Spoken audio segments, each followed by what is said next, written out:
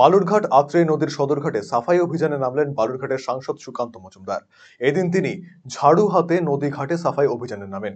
উল্লেখ্য, 22শে জানুয়ারি রাম মন্দির প্রতিষ্ঠার বর্ষপূর্তি উপলক্ষে তার উদ্যোগে 1 লক্ষ প্রদীপ প্রজ্বলন করা হয় বালুরঘাটের আত্রেই সদরঘাটে। এদিন নদীঘাটে এসে প্রদীপগুলি সরিয়ে নেওয়ার কাজে হাত লাগান তিনি। পাশাপাশি ঝাড়ু হাতে এদিন নদীর ঘাট সাফাই করেন।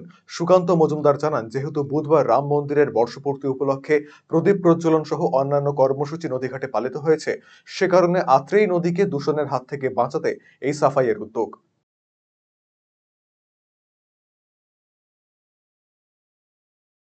দেখুন, গতকাল আমরা এখানে 1 লক্ষ প্রদীপ জ্বালিয়েছি। যদিও প্রদীপ মাটি দিয়ে তৈরি এবং বায়োডিগ্রেডেবল ওয়েস্ট, বর্জ্য, তো স্বাভাবিকভাবে আমরা তার সাথেও তবুও আমরা এই ঘাটকে পরিষ্কার করার দায়িত্ব নিয়েছি। কারণ আমরা এই নদী, আমাদের আত্রেই নদী এই জেলা তথা এই শহরের প্রাণকেন্দ্র, এর প্রাণের সঞ্চার করে। তো স্বাভাবিকভাবে সে যেন পরিষ্কার থাকে, পরিচ্ছন্ন থাকে এবং দূষণের গ্রাসে না কবলিত হয়ে পড়ে, তার জন্য আমরা এই সাফাই অভিযানে হাত লাগিয়েছি।